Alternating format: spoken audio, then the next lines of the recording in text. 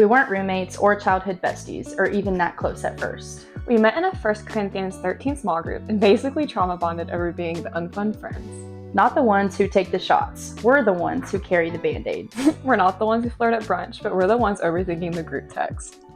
But we're done apologizing for being deep. The unfun friends, let's talk about it. We dive into the real stuff no one's texting about. Singleness, faith, body image, mental health, autoimmune struggles, grief, burnout, friendships, and so much more.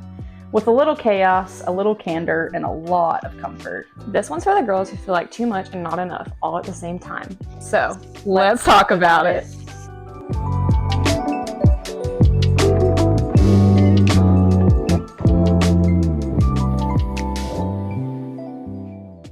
Hey guys, so welcome back to Unfun Friends. We have a special guest with us today, and Ella's going to introduce her. Hey guys, sorry, I cannot take it serious right now. So we've got our very first guest on the pod today, Phoebe Greene. Everybody welcome Phoebe to the pod. Hey guys. Yeah, so let me give a little intro to Phoebe. So Phoebe and I met because I went to a Chris Renzema concert, and one of my friends from church, shout out Anna, was going with me, and she was like, hey, my boss's daughter is going to come with us. She goes to Sanford, and I think you're going to love her. I know. And so it was Phoebe. And then we figured out, I guess that night, or we were texting that we like had the same class schedule as far as like the times we were in class. Yeah. So it worked out to meet on the like university center, and we like got coffee or whatever. Oh, see, I don't know. One of those. On campus, and the first time we sat down and like really talked, I ended up getting out my journal. And I was like, you want to hear what's going on in my life right now? Ella goes nowhere without her journal. No journal. Like, that journal is her support blanket. Listen. I have emotional support books. So my backpack weighs like 100 pounds everywhere I go. Because I have books I know I'm not going to need. Hurts, bro. That's what Dr. Brammer tells me every time. We need to clear those out. What's in your backpack? Whenever I say my back's hurting, that's it. You need a roller. Anyways, No. we immediately were telling each other about the demons that have been casted out of us recently and all the warfare we've been going through. And I was like, you know what? Maybe she's going to be one of my best friends. Great. Yeah, so now we're best friends, and there's not anything that I don't tell Phoebe. And I am the journal. Yeah, Phoebe's the journal at this point. Gotta dye her blue. Yes, because my journal's always blue. Oh my gosh. Good one. With a ribbon. I can't. Today, we are going to be discussing fitness, getting started with exercise when you don't know where to start, kind of what God says about our bodies, maybe talking about like our own journeys with fitness and exercise, and no better guest for this topic than Phoebe. Woohoo. So now I'm going to pass the baton so Phoebe can tell us why she's qualified. What? So basically just like introduce yourself however you would introduce yourself. Yeah. And like kind of like what you're doing now, like what you like about working out. Why? you were specially Just selected why? for the fitness topic. Okay. Other than that, you're cool. So I guess we'll start like I danced growing up. So like I was a dancer. I did not know that. Yeah, no, I was a dancer for 13 years. I did like point. I did like point and like tap. I did everything. Amazing. Like, everything under the sun. Well, when I was 13, which would have been going into 9th grade, maybe. No, maybe 8th grade. Yeah, 8th grade. My parents started CrossFit, and because they were like, we're sick of this, we need something to get in shape. And I remember like about 6 months after they started, they finally convinced me to go to my first class. And so I did, and it like I was so angry because I wasn't good at it. So I was like, okay, I'm coming back because I'm mad that I'm not good at it. Like I'm one of those people, I'm gonna try until I feel, which I guess I'm never really satisfied with my performance. You know what I mean? Because it's like I'm always competitive. Hungry. Exactly. But I was like, man, I gotta go back because I'm not good at this. So anyways, I started going, and I mean, at least like once or twice a week. But I loved it, but I also hated it. Like, there were times I'd literally be on the way to the gym and be like praying the coach wouldn't show up for some reason. Because I was like, bro, because I worked out at the 5 a.m. class with my parents. Ooh. So, like, because I couldn't drive. So they took me to the 5 a.m. And so, like, I was like, dude, I'm tired. I hope nobody shows up. Madeline, quit clicking the movie. She's sitting there going, sorry, guys. Turn it off. Oh, shoot. You know what? Phoebe was in the middle of speaking. Go ahead, Phoebe. Why is it blinking? Because you're being mean Pause to technical Do you think it's okay? Oh, it's good. It's solid green. Okay, sounds good. Continue. Anyways. Madeline lost mic. So, anyways. Oh, God. Where was I? 5 a.m. Okay, yeah. So, anyways. But I kind of continued that journey, and then I finished dance through high school, but I'm also, like, weightlifting on the side. I also, my senior year, because of a weightlifting photo that got posted for my birthday, got recruited by our track coach to come like be on the track team. And we were trying to figure out what I was going to do. Like, they were bouncing around, like, doing like a few other events or heptathlon. But I remember, like, they were like, you should come throw. What is a heptathlon? Heptathlon is like, it's 7 events that the track team, or like, so they have decathlon for guys, which is 10 events, and it's basically like, I mean, it's so many different things. Sprinting, it's hurdling. 7 different, if you're a heptathlete, it's 7 different events, and you get scored for each one, and then there's like an overall. She did a great job. I sucked at explaining that. Anyways. Sorry, guys. For context, Ella and Phoebe are both athletes, and I'm just not. But that's okay.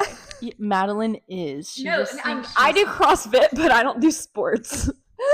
I don't know hand-eye coordination. Hey, me neither. That's fair. Me neither. I promise. Don't throw a ball at me. I'm not catching it. No, okay. Like, I think no one thought I was doing that other than me. Okay, I wanted. That's what my dad wanted me to do in college. You know the reel where it's like the guy and he's like cutting up the food. And he's like, that's what you did. You're like cooking and you're like. Can't. And I was like the big ratatouille that just shoves in his mouth. He's like. Ratatouille's like, no, you gotta taste it. And then the swirling, he does a bite of cheese and a bite of strawberry. And when he takes a bite of cheese, it's the yellow swirls. It's such a good And then movie. the strawberry, and then together. Like the purple swirl. Oh my gosh. Together is the heptathlon, and that's what it really is. When I sometimes run in pain. Sometimes when I eat, I do the ratatouille thing in my head where I'm like, I take a bite of broccoli and it's green. That's amazing. Sorry. I need to start doing that. Yeah, it just changes the game of eating broccoli, let me tell you. It's amazing. Is it swirl? Yeah. Swirls. Is it swirl in a certain way? Sorry, we need to let Phoebe finish her story. Anyways. But yeah, so that was my goal. I was like, I want to do that because I love running. I love, like, I don't know. I wanted to be good at everything. I've always been that way. That's hence why I did CrossFit for so long. I want to be good at everything. But obviously that was definitely not in the cards for me. I've never been like running shape, like sprinting shape, especially no. But look, I went out and I bought like sprinter. Oh my gosh, what am I thinking? Yes, I bought spikes. I bought my javelin shoes, and then I bought my throwing shoes, and I was like, I'm ready. So dang, I literally you had 3 different pairs of shoes. Right. She's a player. Wait, but throwback to whenever I first like stepped on the field. I turned them in. But when I first stepped on the field, coach was like, "You want to throw?" And I was like, "What's throwing?" Like, literally have no idea what's going on in track at all. I thought you just ran. So, like, and I was like, "Why am I getting recruited?" So, you know, I'm dedicated. I made my parents go out and buy me shoes. I don't know why they agreed to that. Anyways, so I learned how to hurdle by this girl that went to my high school. She like helped me out, and she was like, she also did heptathlon. She was trying to like teach me events. And obviously it was not working. And I remember one day I'm like coach was kind of like, all right, maybe you should just throw. And I'm like, no, I'm going to prove myself. And so like I go out, it's like 9 p.m. I leave my house and go to the track, jump the fence because you can't get in the football stadium. Movie scene. No, it was. I'm not kidding. I jumped the fence and I'm like out there with my spikes on, like sprinting. Right yes. No. Like, cutting off her hair. I'm literally out there sprinting, and my dad, like 15 minutes later, jumps the fence, and he's like, Phoebe, listen, he times a few of mine. He's like really sweet, but then he's like, Phoebe, look, this is not in the cards for you. And I'm like, you're right. Like, he's being honest. Like, I'm not like, it's my senior year. I'm not gonna get fast overnight. Like, I'm not gonna be competitive in that heptathlon. Like, I wouldn't qualify to go anywhere. So like, it was really valid. Like, it was one of those things where I was being dumb. Like, promise. My dad's great. But anyways, then so I end up throwing. Long story short, I'm sorry I carved so much out of that. But anyways, long story short, I end up winning state for shot. Woo! Woo! Wait, throwing, giving like discus, javelin. Shot put, discus, and jab. I did all three, but I qualified for shot, and then went to state and like peered by like 5 feet that day. I was like, somebody should probably drug test me. So, but I don't know what happened that day. No, that was the Holy Spirit. Yeah. And so then after that, I was like, hey, coach, I'm quitting because I hated it. So one day and I'm done. Because I was only stuck to one thing. I've always hated being stuck to one thing. And so, anyways, I end up finding my way to Stanford, which is a whole story in itself. And while I'm there, I'm like dedicated. I'm like, I'm going to PT school. But you're still doing CrossFit at this time. Yes, I'm always weightlifting, doing CrossFit, like running something. I've definitely competed a lot my freshman and sophomore year of college. Like, I was like, I'm going to go to the games. If you can tell, there's a theme. I love to just be like, I'm going to be the best. Wait, do you dabble in high rocks too, or is it just like I've never done a high rocks, but I've always wanted to. It's very similar. Yeah, no. But definitely done lots of CrossFit competitions. And anyways, and then junior year rolls around, like the end of junior year, and I'm like starting to get ready for like applying to PT school, and I'm kind of like, hey, for some reason I feel like I shouldn't do this. And I started the stack minor, which, okay, also side note, my faculty mentor at Stanford is the head of the strength and conditioning minor, and so Dr. Williams, Tyler Williams, anyways, shout out Tyler if you ever watch this. You're my goat. I literally was texting him a second ago. He's awesome.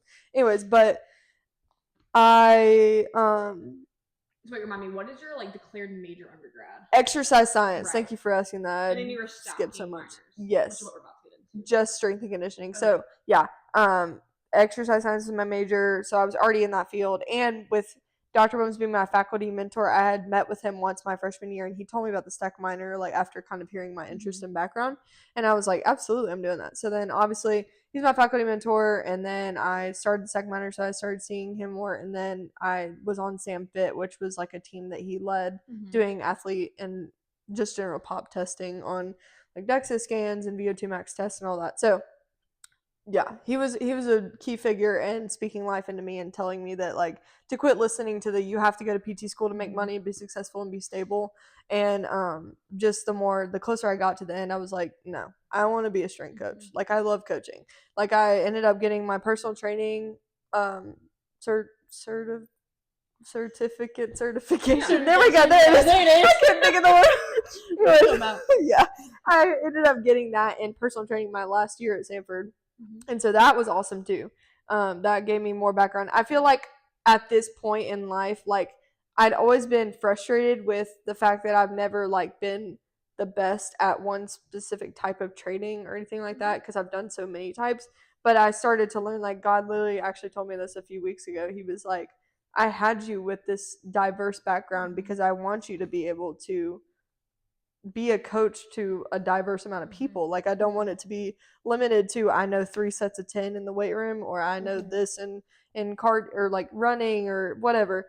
And like, and just being in different scenes, like CrossFit compared to high school athletes is totally different. There's so many different value to both. But anyways, so that's basically been the journey. And now graduated and really did follow my dream of being a strength coach. I started interning at Broward in June, so while I was still a student, and then God opened so many doors with the fact that I stepped in the day that the other strength coach had left, which is just crazy. And they slowly just gave me responsibility and started to trust me, and here I am on day 3 of working full time there, and it's been an absolute blast. It's so cool to like not only be a strength coach, which is what I've dreamed of, but to also be at a place where I can pray over my students, I can mentor my students, like, it's just amazing. It's like one of them is like opening up to me about what's going on in their life, and I'm like, I just literally get to pray with them on site. Like, I don't have to hide my faith or hide why I do what I do. It's like, it's the whole nother, it's amazing. So yeah, I love it. So that's where I am. Yeah. There are a lot of things that were cool about what you said. I think 2 things stuck out to me. One being that you felt like you had to go a certain way, like PT, because of money wise, which I don't think is crazy to say, because you have to be realistic in a way, but I also feel like if the Lord wants you somewhere, money's not going to be a problem. And it's not. Exactly. Praise God. Yeah. But I also think it's cool you're talking about how he closed the door to PT, but he opened other ones. Right. But I think but I don't know, when you're talking about growing up and doing like dance, and then you did a bunch of stuff on track and you're doing CrossFit stuff, I feel like those doors were already open, but he just opened your eyes and like guided you to go into them. I know. Like as you graduate. I don't know. I just think that's really cool. Yeah, I know. Because personally, guys, I don't know what I'm doing yet, but it's encouraging to hear like you talk about. It was so last minute. Even like so close to graduating, and you're in June, and then you're like, okay, well, change our mind. And there was lots of times too, like it was really cool being Phoebe's friend, of like the uncertainty that you walked through, like before doors opened, and the way that Phoebe was obedient and trusted, even when she was like, I have no idea what's going on. And then now to see like where you are, is really cool. And even to think of like strength coach side of things, like all the internships I did, like some way worse than others, but how much I learned and developed in those, I'm like, it like just how God put me in these places, and how somehow, some way, all the pieces just seem to fit together in the end. Like, and especially how, like, whenever I decided I was going to intern at Briarwood, it was a last minute thing. It was like, I called Kyle, which was like who I was going to be under. I called him like in like May. And I told him I was going to call him, forgot to call him. I missed his call. I was like, I've messed it up. It's not happening. But I met him. He came to Sanford to bring a few kids to do a DEXA. And so when they did a DEXA, I was like, hey, Dr. Williams, can you send me his number? Because like, I want to go like intern there. It sounds like they've got a really cool system. Anyway, so I was like, I've screwed this up. And I end up calling him, and he's like, all right, just come in. And then I do, and like that day I'm like already like getting to intern duties. Like there was just no like barrier. It was just like I'm already there. And then from then on I just showed up every day. And I'm like, the fact that not only like God put me and Kyle and Dr. Bones all in that room together that day, and for me to just be like, all right, I'm gonna go do it. And then like just like my last summer of college, hoorah, let's go intern at Broward. And then the fact that it happened to be the day that strength coach left. I know. Yeah. Like, it's just crazy. Like, I look back and I'm just like, how? Like, I interned Stanford football, worst time of my life. And dude, but I learned no so one ever much. saw Phoebe unless it was a football player, because it was like, also like illegal what they had y'all doing, how much they had y'all doing. A lot. Anyways, no shame Phoebe and like a couple other people that interned basically ran the football team. Don't even say I was no. there a lot. But it was a blessing, because I learned, honestly, one of the biggest things in strength and conditioning is handling males. I learned a lot about handling males there. I'm gonna lay hands on you just for that one part. What you have to do. That's crazy. Today, literally, I was in a room of 9 football guys this morning, because one of my classes is only football guys. Okay. Bro, I literally said, I need a woman in here. And they all started laughing. I was like, y'all don't understand. This sucks. Y'all are annoying. That's hilarious. But it's so cool that the Lord has entrusted you with high school students, because also another brag on Phoebe. Phoebe's like gift of discernment for what other people are walking through. Like Phoebe will call me and be like, was getting ready this morning and I was praying for you, and I just have this feeling that like something like, and I'm like, and Phoebe's like, dang, I knew it. Phoebe knows when I'm going through something before I know I'm going through it. So wait, that's amazing. I'm actually really glad you said that. Yeah, I mean, it's really cool. I just need to hear that again, because that really is a gift. And like, it really is a gift. Sometimes I like I don't know, discount that in the sense of like, no, that's not. I'm not gonna say that. But like a lot of times when I do step up, because you know how it is. Like sometimes when people prophesy over you, you're like, bro, don't say that. Like, but like, but then there are times like obviously when it's like you and stuff, I'm like, you know what, I'm gonna say it. Yeah. If it lands, it lands. He was like, I just felt like this. Like, what'd you say? The words you said. Yeah. I know, but you know how it is. Sometimes it's like, was that me or no? You know? Yeah. But it's cool, like you getting to be in that environment, and you keep using the word mentor, and like that definitely is like all of my coaches who I love, like 100%. I just think the word mentor is so fitting. Yeah. In high school is such a pivotal Seriously. time. Like I still say my high school coaches who just impacted me, I mean, they'll be at my wedding. Like I still keep in touch. They're so impressionable at that age. Yeah. Like, and you get to do that. I'm like, God, how did you entrust me with this? It's such a blessing. It's so cool. I'm like, that biggest thing, I can never do any of this out of my own strength. I remind myself daily, like, that I cannot do this without you, God. And the fact that he's brought me this far and I've done nothing to deserve this, it's literally all been the favor of the Lord.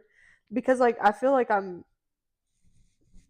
just me. Like, why'd y'all choose me for this? And so I can tell, like, from day one, it's been the Lord working through me. And so I'm like, Lord, like, today at 21 Days Prayer, when he was like, Lord, or maybe that was yesterday. I don't know. But when he was like, Lord, if I have to go out there, like, I don't want to go out there unless you're with me. Yeah. And I was like, that's literally how I feel. Said that, didn't he? Yes. Yeah. So it was yesterday. Because literally, like, I want to be the most light, I want to be uplifting. Like, I want to watch my words. That's a big thing. Like, sometimes joking around with y'all, because they're close in age, sometimes, like, I get in, like, this joking, and I'm like, no, like, I need to be, like, very specific about what I say, the words that I use, and things like that. So I try to be more mindful of that. And, like, Lord, I'm like, I'm going to slip up. I need you to talk through me. So, but it's never anything bad. It's like, but it's just like, why did I just say that? Yeah. Well, this is kind of a cool segue into another part of the conversation, because something you said, you were like, it's God's strength, not my own. And so it's actually funny when I'm going to use a metaphor that actually your mom used. So I went to dinner with Phoebe the other night and another one of our friends. And when Phoebe was driving me back to drop me off, her parents called. And side note, Phoebe's parents are incredible. They're literally the best. You need to meet them.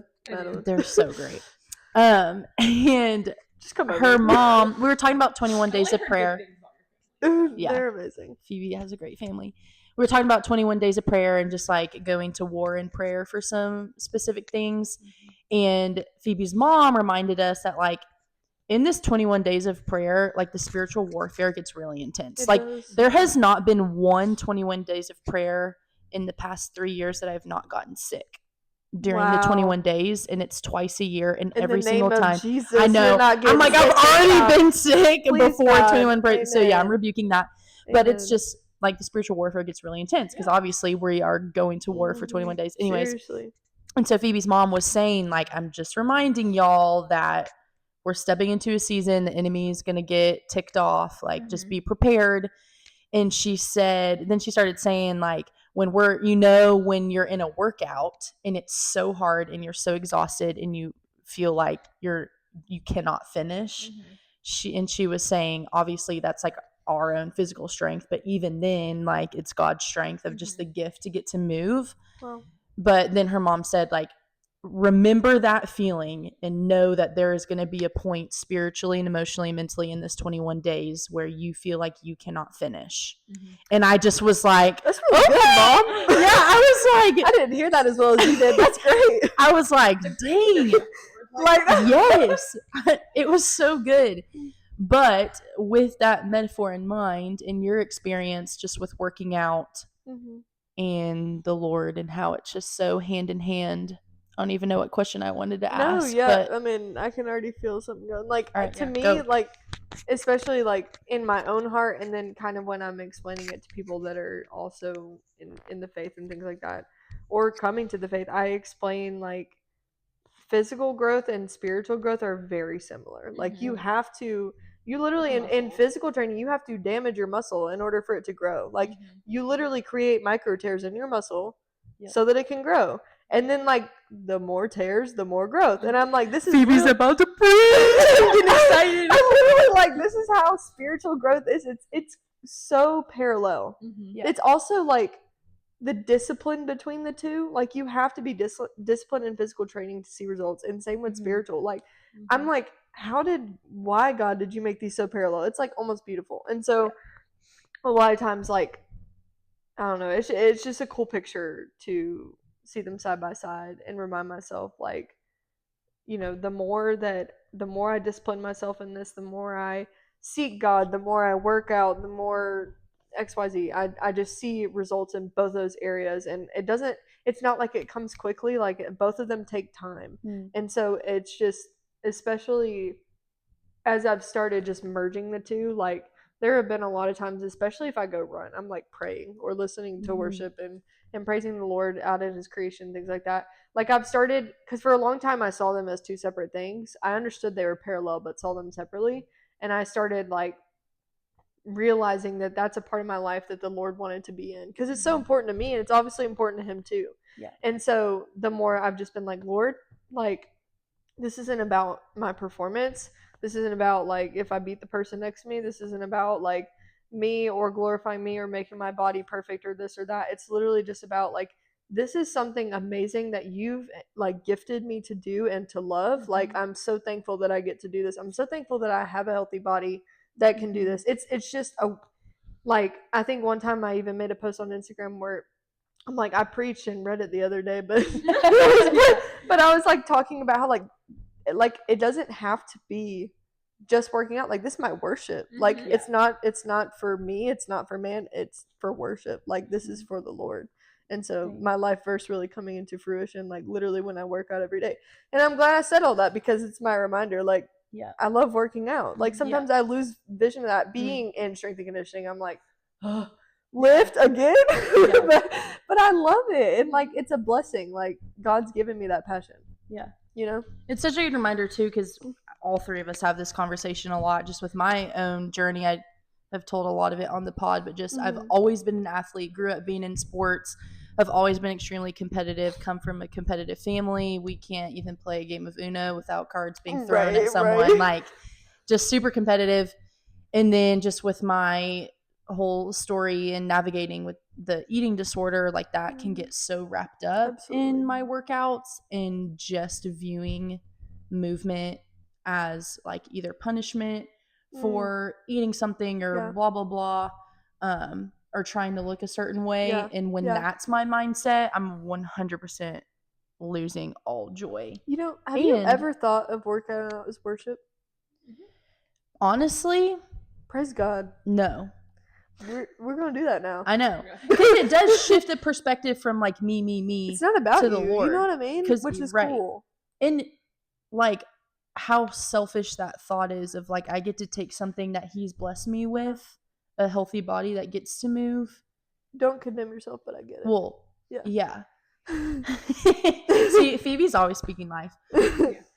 But both of y'all have just been incredible reminders in that of taking rest days is also holy, and that's also honoring to the Lord. Like, Sabbath. He told us to rest and have a Sabbath. Yeah. And so that's a whole cool thing that we'll get into, of like, just again another parallel between like Sabbath and having to have rest days to fully recover.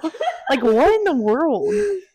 I don't understand. He's so cool for that. He's so cool for that. Yeah. Every single thing lines up according to His word. It's crazy though. And like, literally when you were saying that, like, it's not about me, I think about like the average gym goer.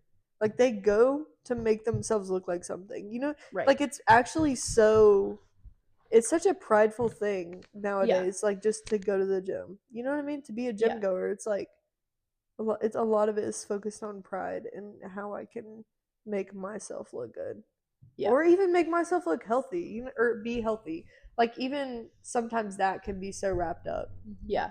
Well, I feel like there's that whole lie too of like, I'm doing this to be healthy, but it's not. Like, I know a lot of the things in my own eating disorder, I would say I'm doing this to be healthy, and it was not healthy. Right. Yeah.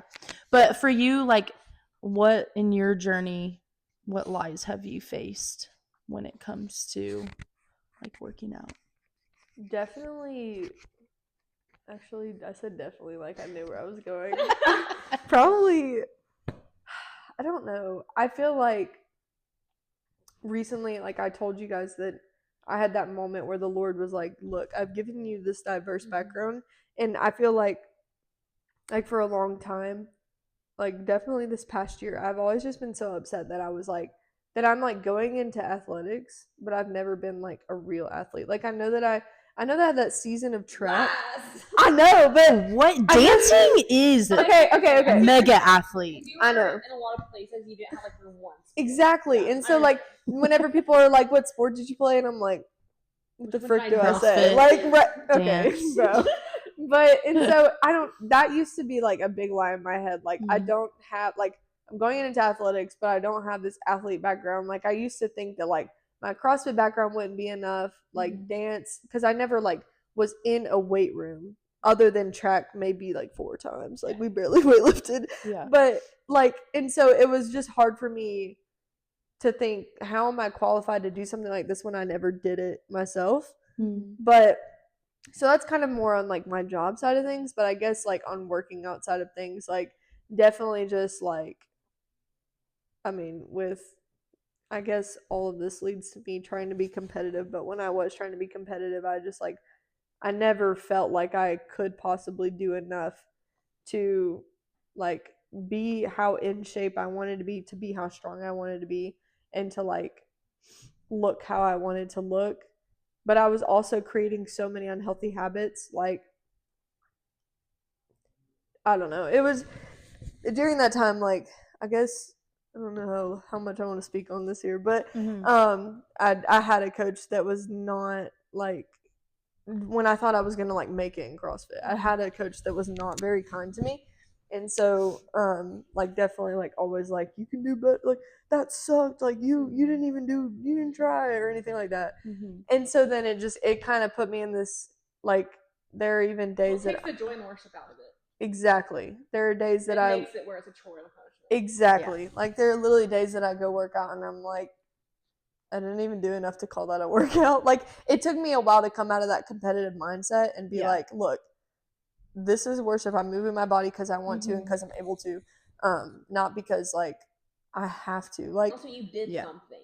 Exactly. Exactly. So I don't know. I guess maybe more along the lines of that. I don't know if that answered your question. No, it does. I feel like in a lot of things there's a theme of like, is it enough? Am I doing enough? Yes. And also like qualification. Like you remember in your internship at Briarwood, and then when the door was opening to the job, you were like, I'm not qualified. Like, how? Like, why me? Yeah. We talked about this before. Like, God isn't called qualified. Like, He equips.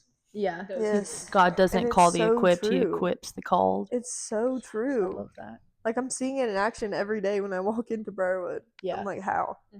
It's crazy. So cool. I feel like all the time I'm like, Lord, don't want to put my foot in my mouth, and then I'll say something like, I can't do it. I'm like, you're an idiot. I'm like, you're stupid. all you got is you're an idiot. You're an idiot, and the Lord's looking at me and He's like, dumb. Sit. Listen. He never says that. He loves you. Well, He's called me dumb like the one sheep that's going astray. It's like, I'm literally leading you, and you decided to go walk and waltz in the fields, and I told you no. The flower was pretty. So I think He's coming up to me and bashing me with a little stick, like, go back. Guys, God doesn't do that, by the way. No. He ain't got no stick.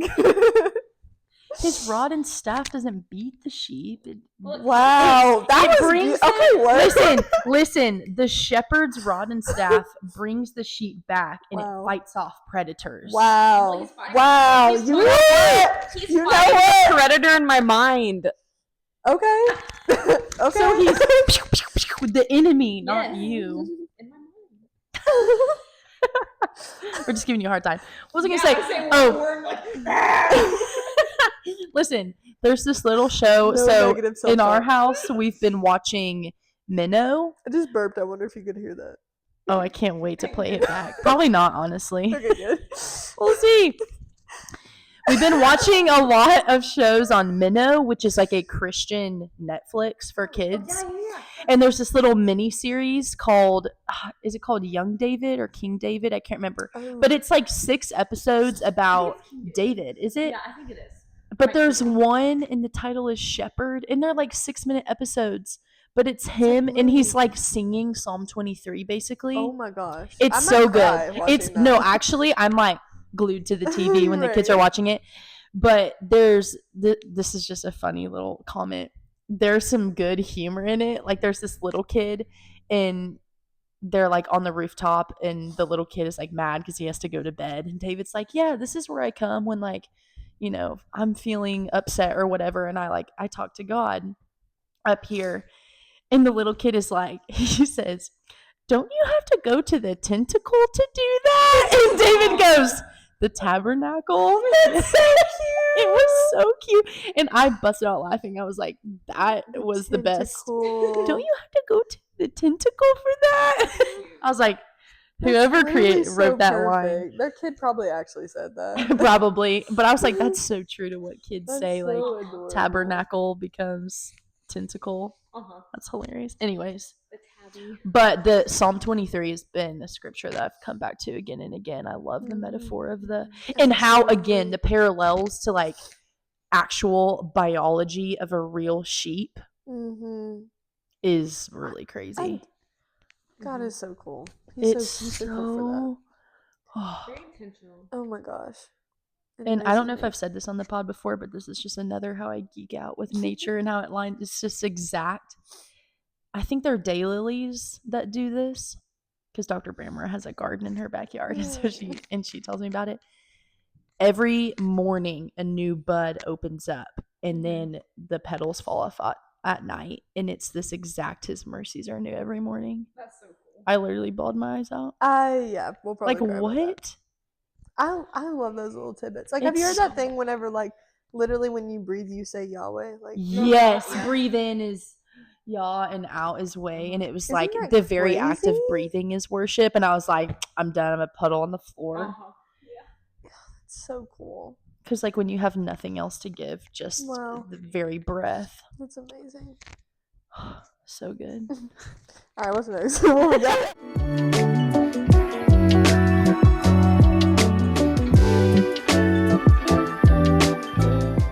All right, friends, we're going to pause the conversation here, but don't worry, this is just the halfway point. There's so much more we want to share with you, and part 2 is where we will continue unpacking everything we've been talking about.